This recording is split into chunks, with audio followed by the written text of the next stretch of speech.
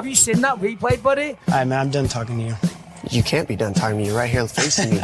I back. Trust me, I back. Damn it! 60 G's, baby! But I'm not impressed by your performance. It's normal. Come on, guys. It's normal. You'll do nothing. You'll do nothing. I'm the man of the hour, Joe. Too sweet to be sour. What you see is what you get, and what you don't is better yet. I'm the women's pick. I'm the men's regret. And if you win against Chael Sonnen, you made a bad bet. I don't have much left to say other than you have seen nothing yet.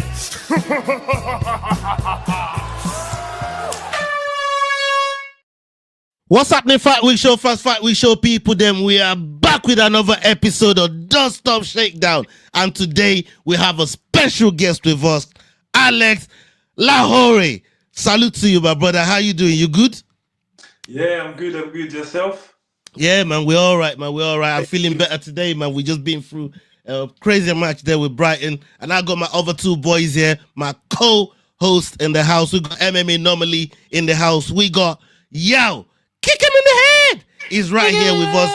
Big up everybody that's in the chat right now, everybody that's watching us live, whether you're watching us live on playback. Make sure you're hitting that like button, the subscribe button. Make sure you're sharing it. Follow the names that's scrolling right on the bottom over the screen right there. And we got Alex. He's about to compete in Brave CF 100. Is coming up. How's your preparation been? Going into this fight. Yeah, preparation's been great. Yeah, everything went well. We excited to be there, and yeah, we can't wait. It's a great event. It's we're about to make history, and that's it. I mean, we saw on your poster there, and just coming through your socials and the work that you've been doing. It's been incredible. Like 3-4 straight finishes in a row.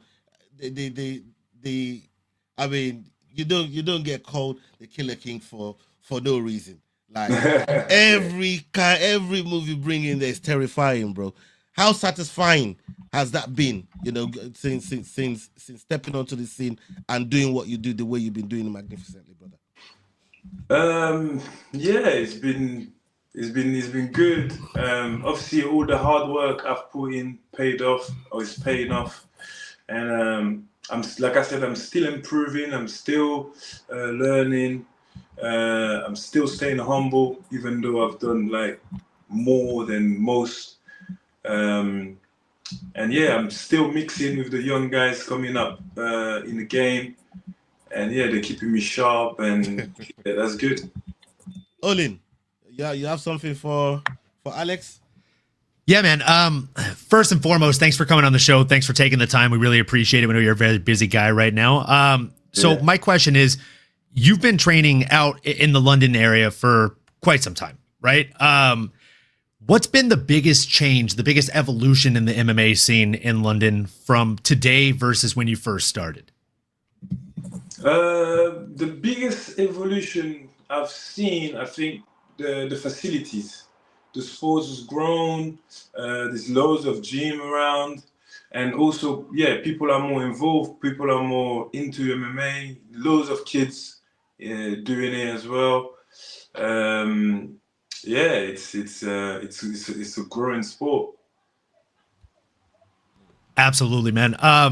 And let me ask you, it might be a bit of a generic question, but as somebody that is a professional fighter, what would you say was the biggest inspiration, or was there a fighter or maybe a fight that you specifically saw when you were younger that really made you see it and say, man, I'm going to do that someday?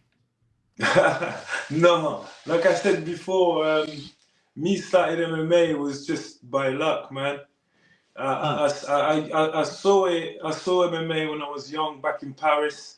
I remember late at night I was going through the channel and I remember watching the Iceman against Tito Ortiz, and then yeah, I was like, "Ooh, what is this? That's a good thing." But I was like, I never thought, "Oh, one day I would do it."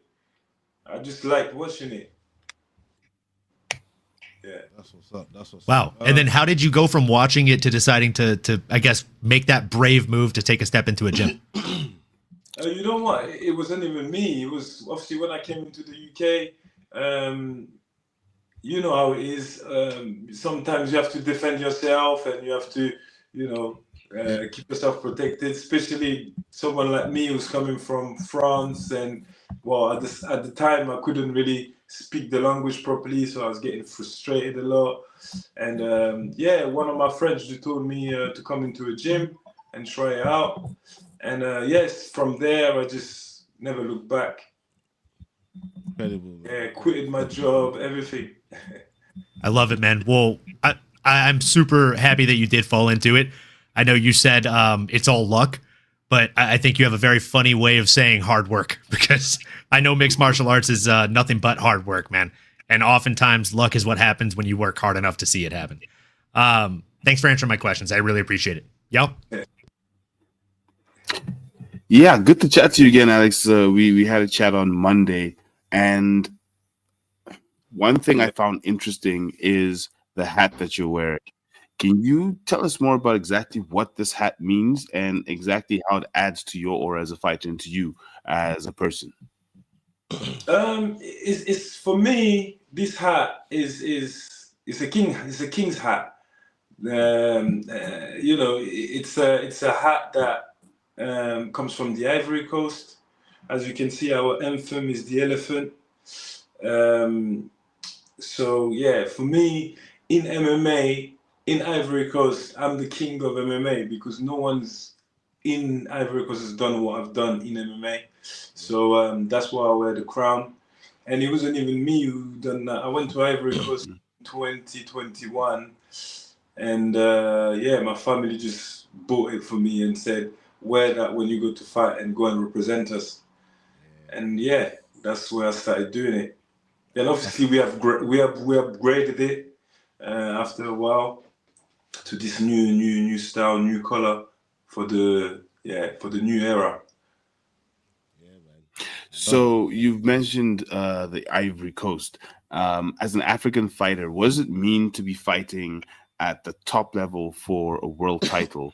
Because there are not that many African champions around the world, and having a title like Brave means a lot, especially taking it back home. But what did it mean to you winning this title? So to me, winning this title means a lot. It means that, all the hard work and the dedication done throughout all these years was not for nothing. Also, it means that I'll be, recognized even more in the industry.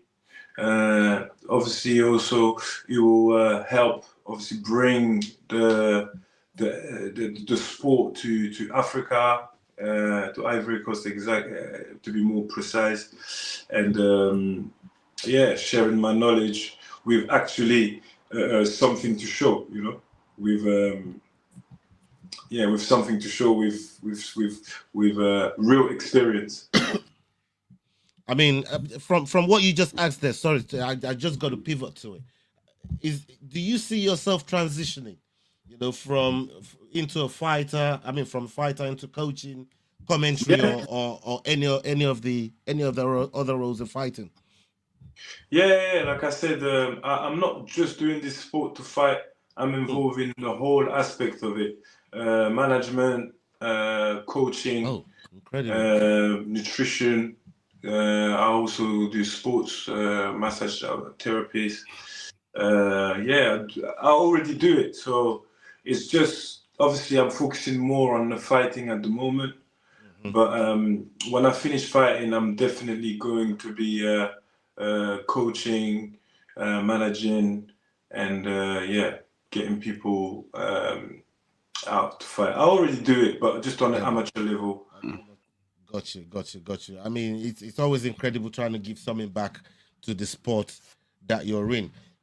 But talking about the sport that you're in, because I'm very, very conscious of the time, and I know we've got to get you out of here, but we can't get you out of here without getting your opinion on a couple of clips that we got lined up. And shout out to Full Mount MMA for the clips that they always use. We run their clips on here. Make sure you go and check them out. If you're watching live or playback, make sure you're also following Alex Lahore, the Killer King, on Instagram. Go and check out his handle. We've got it posted on our page. Make sure you go and check him out.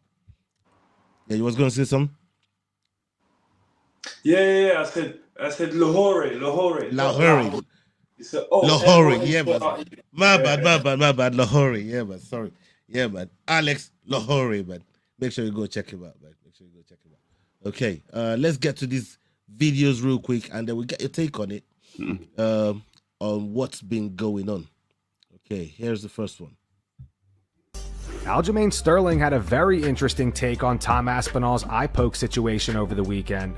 As many of you remember, Aljo went through something somewhat similar himself back in 2021 when he challenged Petr Yan for the bantamweight title. Yan landed an illegal knee in the 4th round, leading to Aljo winning the fight by disqualification and becoming the new champion. But despite that history, Sterling says he's actually not siding with Tom on this one. He believes Aspinall was clearly losing to Ciryl Gane, and even questioned whether Tom may have exaggerated the damage as an easy way out of the fight.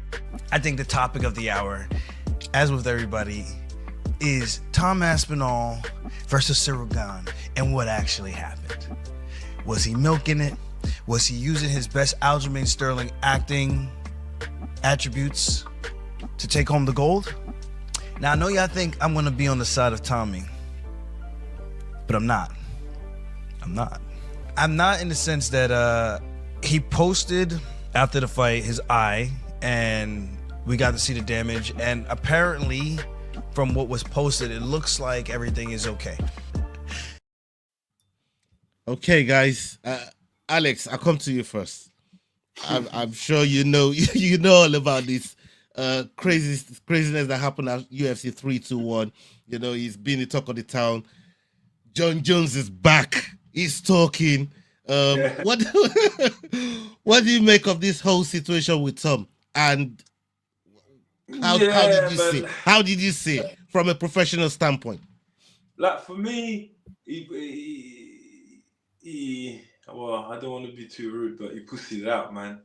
Easy. The first few exchanges, he realized that Ciryl Gane was on a different level, and he was struggling to get close. I think Ciryl broke his. I don't know if he broke his nose or caught his nose quite nicely. His nose was already all bleeding, and the eye poke happened, but it doesn't look like it's going deep. It looks like it's going up. So could have cleaned that and carried on fighting, man. We fighters. Even if it's for the title, you know, you gotta fight, man. People have paid for tickets. People have done all that. So for me, I feel like he should have carried on and not quit. I mean, look, it's one of those where you think to yourself, how many times? Because the week before we saw Kevin Holland, right? You saw what Kevin Holland did last week, innit? He literally took, I think it took more than 5 minutes. It took way more than 5 minutes, right? So, but he came back to fight, right? He came back to fight. Obviously, it took all the time that he needed, and I think in a championship fight like that, it's one of those where they could have done everything to try and make sure. If it was like in New York, because we know New York are very specific with eyes and cuts near the eyes and stuff like that, then I would have thought maybe different, but it wasn't. I mean, Olin, do you have a take on this, Olin? There's another one as well that was near enough the same. Like John Jones and who was it? Forgot his name. He's left the UFC now. He does the commentary. Anthony Smith. Yeah, Anthony Smith. There you go. And I think he took an illegal knee while he was grounded and continued to fight. But a lot of people say that was the biggest mistake of his career, because after that he was never the same, and he also had the chance to get a double paycheck and be set financially by having the belt. So and to beat John Jones. And to beat John Jones. Like, no, but so for me, what he done was the right thing, because again, he earned a lot of fans. Huh?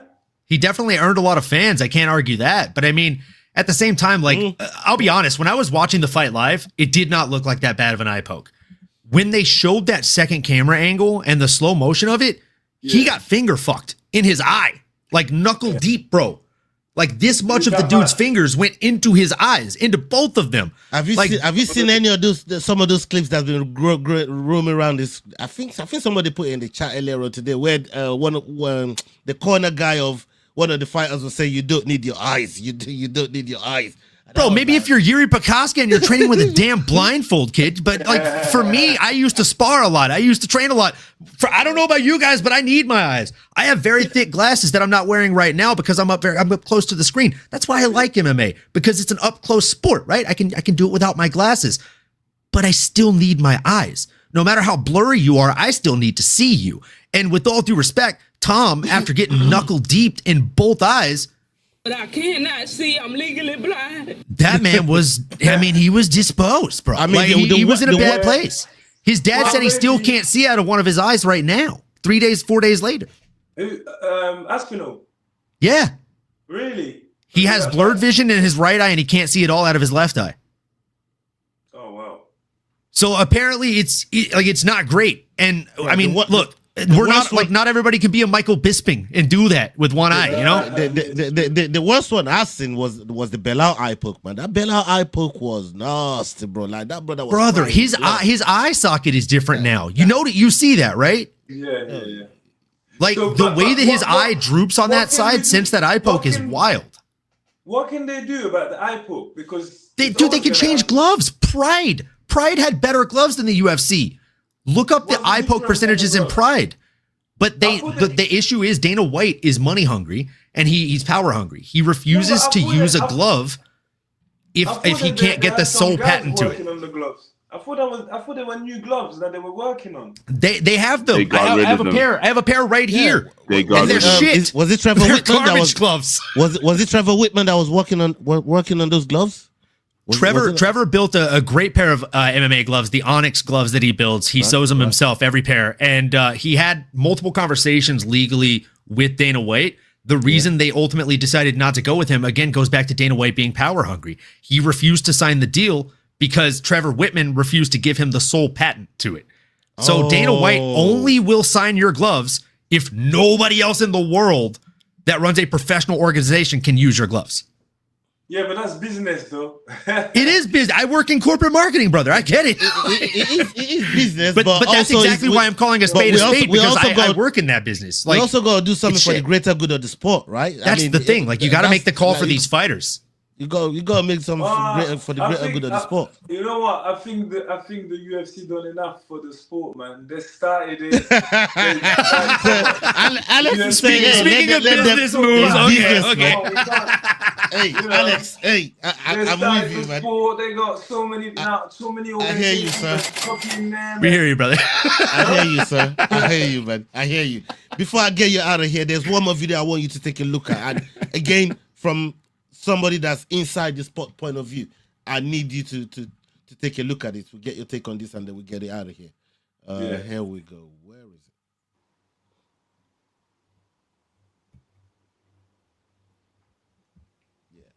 Daniel Cormier was not happy after Tom Aspinall released footage of their private conversation on his YouTube channel. In the lead up to UFC 321, Tom posted a behind-the-scenes video that showed DC approaching him and believing they were speaking off camera, telling Tom he's about to run through the rest of the heavyweight division. DC also made some comments about Jailton Almeida, saying he can't fight.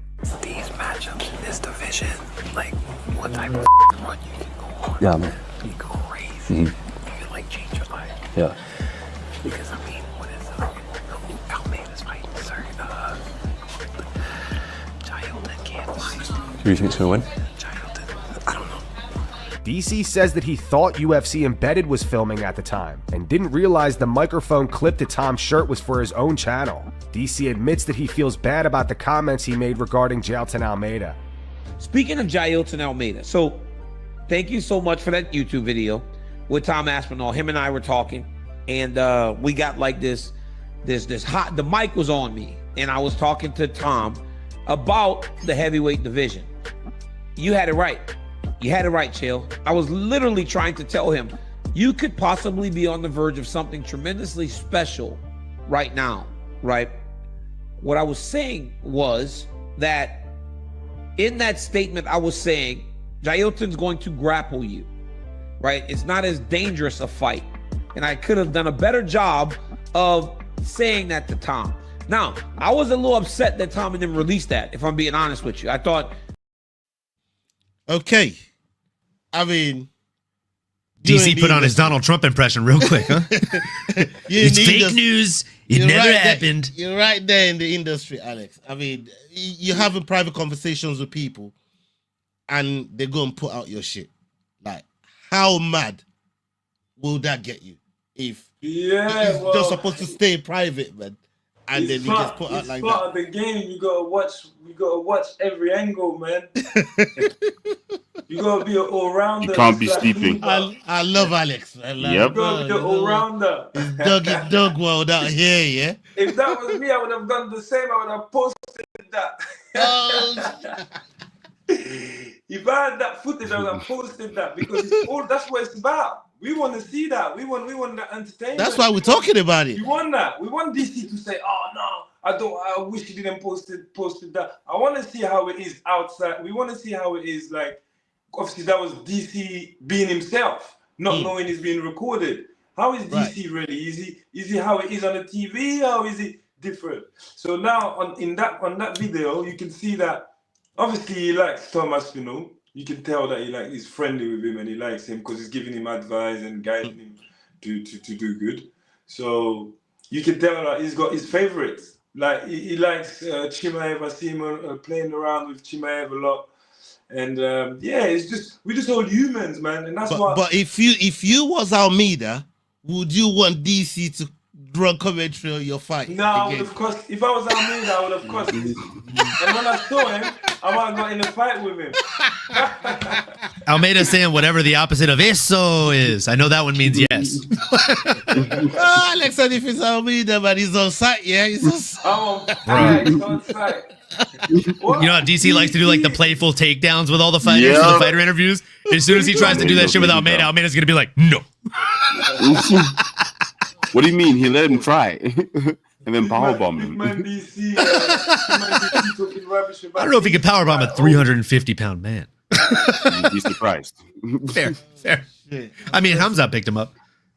I mean. Yeah, exactly. Hamza picked him up. So, he made him look like a child. It was actually insane. Hey, people, if you didn't peep it, yeah, Alex just broke down both sides of that coin for us, man. If it was Tom, he's releasing that fucking tape. And if it was Almeida, he's on site, bro. I mean, I feel like that's the right answer on either side. Is it DC? Say that again. I can't fight, yeah? Oh my God. No, this is made my night, but Alex, you're fantastic. Thank you so much for the time. Very, very conscious of the time that you've given us. And bro, I would love, because we do this for about an hour and some change, I would love you on a proper night that we do this. And I was gonna add something as well. You caught me by surprise with the Aspinall thing, because as you know, I'm preparing for my fight, so I'm not even watching so much. But I've watched the fight. I saw the iPoke live, but I didn't properly look deeply into it. Like, that's why I didn't even went all the way in. There weren't even that much of the fight. They weren't even, you know what I mean? They weren't that much of the fight. Yeah, it was about what, 3 minutes of the fight? Yes. I think it was like 4 minutes and 47 seconds or somewhere around there. Something like that. It didn't get but it was less than a round. So like they were just both finding their range. They were both just getting started. And with all due respect, like every strike both guys landed were considered significant, and they were within 3 strikes of each other. So it was a very close fight. Yeah, it was. Yeah, man. So after your fight, brother, we'd love to have you back. You know what I mean? Talk to you about your fight. You know what I mean? Get you out there to more people, and have some fun evenings with you. Yeah, I'll have some more times then. Yeah, man. That'll be time. We can talk for longer then. That would be wicked. That would be wicked. I just finished training earlier. I came home. I had a few things to do. No, we appreciate your time, man. And then tomorrow I'm training early morning. It's nearly 11 o'clock. So yeah, man. The sleep is important. Yeah, man. Yes, sir. I understand it. We Very, got very a big conscious of it. title. We got a big title to go and get. So Yes, we gotta sir. make sure Yes, that- sir. That's right, baby. Let's We got go. a big title to go and get. Everybody, That's make right. sure you following my brother's page. Alex Lohore is going to be fighting next month, 7th of November. Brave 100 is coming up, is loading, and this brother got a title to go and get. We're right there with you. We're going to be supporting you. We're going to be rooting for you.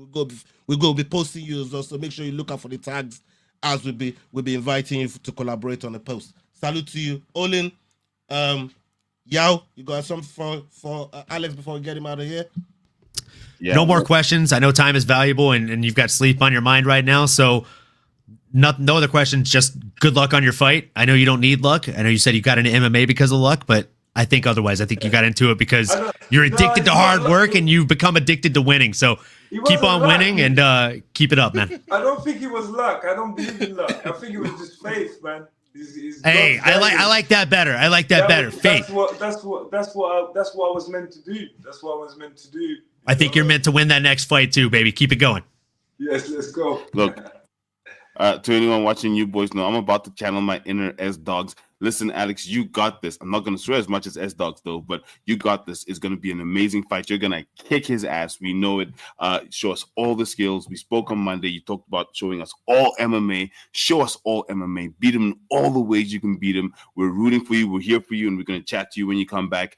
Alex Lohore, you got this. The Killer King. Let's go. Killer King. Salute. Big love, man. Big love. A little exclusive as well for you guys. It's my son's birthday on that day. So Oh shit! son's birthday. Yeah, man. Happy 4 years birthday! old. Oh my god! Happy Yeah, man. fourth Yeah, man. birthday to the Happy little birthday one. to Let's the- go. Yeah, man, in advance. You'll be Yeah, bringing man. home a birthday present for him for sure with that belt. Yeah, man. That's it. Yeah, man. Yeah, man. We'll definitely be posting that as well, man. So salute to you, man, bro. Big up, big up, big up, big up. Nice Yeah, man. one. Let's get you out of here, man, and we'll see you soon. We'll talk to you soon. Have a good night. Thank you very Yeah, much man. for having me. Hey, you have an even better night, man. Thanks for coming on. We appreciate it. Nice one. What a guy. What a legend. Hey, bro, he made me laugh, bro. Like he broke down both sides of the coin. Hey, He's like, wait, hold on, I got you. If I got that tape, I'm releasing that shit. And if I'm on the other side of that, it's on site, bro. Like, hey, that you could have given a better answer, man. And that's why you guys should go follow Alex, the Killer King Lohore, man. That brother's a beast, man. You know what I mean? Go check out all of his fight, And big up Chichi. Chichi is the one that put all of that together on the back. Salute to you, Chichi. We're proud of you. We recognize the work you're doing. Big up yourself, my sister. And yeah, man, keep on doing what you're doing, man. You know what I mean? We're right behind you, man. We're supporting it. You get me? Okay. We got a couple more videos of here I'm going to get from Olin and Yao before we get out of here, because I know it's quite late for Yao, especially where Yao is, man. So I got a couple more videos here.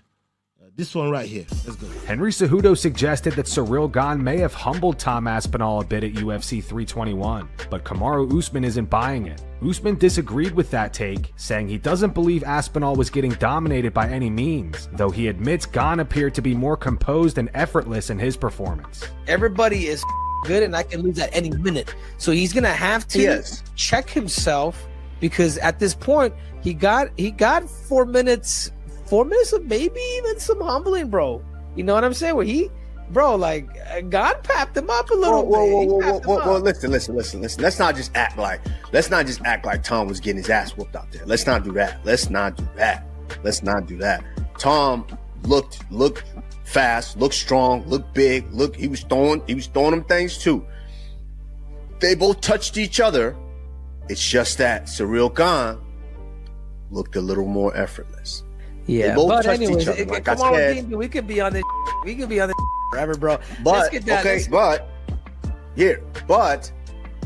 I ain't. First of all, I ain't like how you threw my brother DC under the bus like that. I ain't like how you did that. but the anticipation for this rematch is a lot bigger. I mean, Yao, let me come to you first here. I mean, do you think what Usman is talking about there, like, do you think that was accurate, the way he's telling the story? Because what my eyes saw and what Usman's talking about there are two different things, bro. Talk to me. at some point you boil it down to semantics. What does effortless mean? It means he was winning the fight. He was doing it in a way that would win him the fight without us questioning who won the fight, which is technically dominating. So, I think at the end of the day, it's semantics. If you want to say effortless, but even he said, look, that's him still saying, I think Gan was definitely piecing up or at some level winning that fight against Aspinall. Aspinall was not being as dominant as he normally is, because we've never really seen him go past 2 minutes 4 seconds, which is like his average fight time. He always finishes early. Now he's in deep waters for Tom Aspinall, 4 minutes in the fight. So we don't usually see him that far in. And maybe it was that was the surprise for us. We don't know what second and third round would look like. So, I agree with him saying we can't say that it was going to be a dominant performance for the whole fight, but we also can't say that Tom was not convincingly losing the fight at that point. Yeah, man. I mean, Olin, Cejudo was trying to be messy there, though. Look, this is the one part of Cejudo that I like. I love that part of his personality, because I said he was getting popped a little bit. Like, the brother was a little bit bloodied up. I'm trying to say, like, it's not a little bit. I mean, that was. Did he break his nose? He didn't break his nose. He just popped it. Broke something. He didn't break it. It wasn't crooked at all. He just made it bleed. Olin, My guy. There you go. Come on, brother. Someone that can tell you. Fun fact, I haven't gotten a nosebleed in like 15 years, probably. Actually, no, less time than that. Probably last time I was at AK, I got a nosebleed. But I got a random ass nosebleed when we were on the flight back from New Orleans. My shit just started leaking out of the one I can breathe out of. I was like, what the fuck is happening right now? Okay, no.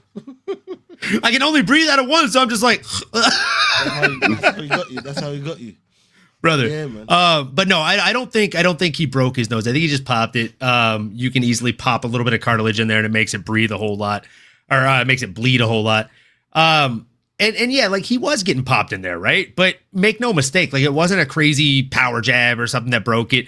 Literally, he was stepping back, went to post, and hit him with his forearm bone, or the blade of his forearm, and that just like popped it a little bit, right?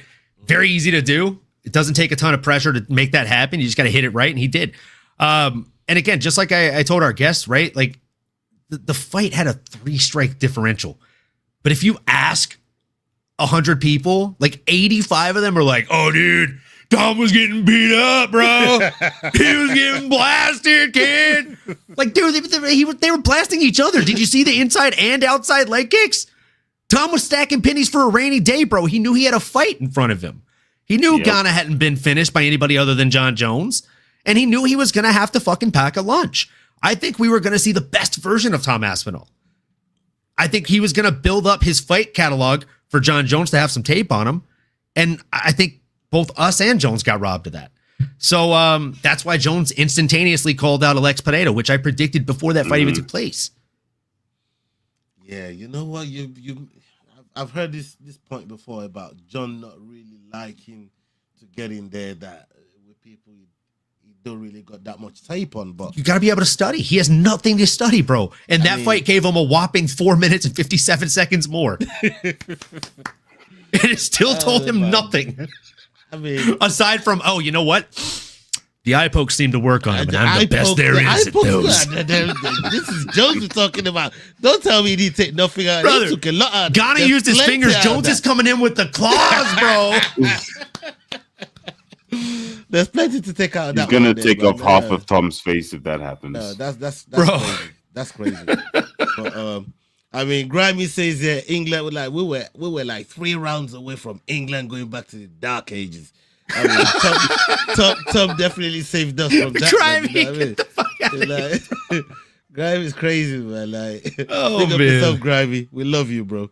Yeah, man, it's crazy. You're a blessed person, Masters. WMC, that's a weird flex, but okay. But He's never had a nosebleed. I'm saying it right now, man. If Tom and Jones ever get in there, man, Jones is gonna eye poke him to hell. Bro, I'm going John. I'm going John. Man. You ever seen Freddy Krueger, kids? I just think John knows what to do by this time, man. You know what I mean? And yeah, he's gonna be coming with some fucking vengeance, bro. Yeah, man. Seriously. Anyways, people, we've come to the end of the show. It's a short one today. Salute to That's y'all. it. I mean, y'all got to get out of here as well. I man. do, but just one more. So Jim Miller said it doesn't matter. Jim Miller's got the record number of fights in the UFC. In the sport, yeah. I mean, and he's never had an eye poke. And he's like, listen, it's as simple as if you are ready to fight, you have your fist closed. If you're in some sort of weird defensive position where you're not looking to engage, which is not really within the rules of the sport, then you have your hands open. And if you look at the times that Gunn eye pokes, I saw a trailer of all his eye pokes today. He's always he's doing that. So he literally fights like that. So just don't fight like that. And if you do, and some of the suggestions that I do agree with is it's part of your purse is gone. Immediate 100%. point deduction, and what was the third one? Oh gosh, can't remember the third one. I think there should be a strike system, to be completely honest. Like, you do it in a fight and you get fouled for it, like they warn you and then foul you for it, you get a strike on your record. And if you get 3 strikes, you're out of the fucking UFC, kid. You're done. Like, we don't employ cheaters. Or some form of suspension. Cool. Exactly. Like, at the very least, a 1 to 2 year suspension. You know what I mean? Like, yeah. Rousimar Paul Harris got blacklisted from 2 organizations. I believe it was UFC and Bellator, right? For holding on to submissions after the ref is trying to stop the fight. How is that any different than cheating by eye poke or by groin strike or by kneeing a grounded opponent? And with all due respect, you just said yourself, you watched the highlight reel of all the times Ghana's cheated. I did too. I posted it to my damn Instagram story today. Like, he's slapping people open hand in the back of the head. He's kneeing grounded opponents. He's like doing multiple things. He uppercutted a guy in the cup. He kneed multiple guys in the cup. Like, and the guy doesn't have a huge fight catalog. And I would say he's cheated in about 90 to 95% of them. That's crazy, man. So at what point in time do we say, oh, well, you know what? Maybe he is doing it on purpose. And also, let me just propose one more thing on this topic. I know you're trying to get out of here, but I got to say this. This is an American sport, right? I'm going to use NFL, right? American football. If there's a flag on the play, right? If roughing the passer, the quarterback's already thrown the ball and a tackle hits him after that, he's getting a foul for roughing the passer. Oh, do you think he did that on purpose? He was already running. Maybe he couldn't stop himself. Doesn't fucking matter. He hit the guy, and that's against the rules. Now you lose yardage. You are penalized for it. So whether it's intentional or unintentional is just, in my opinion, it's a bullshit rule, right? Like, Ola, you watched the Arsenal game today. If I illegally tackle somebody, like if I kick the fuck out of your player's shin, it's a foul. Run me that it's a yellow foul. Red. The other guy behind me pushed me and I fell into him.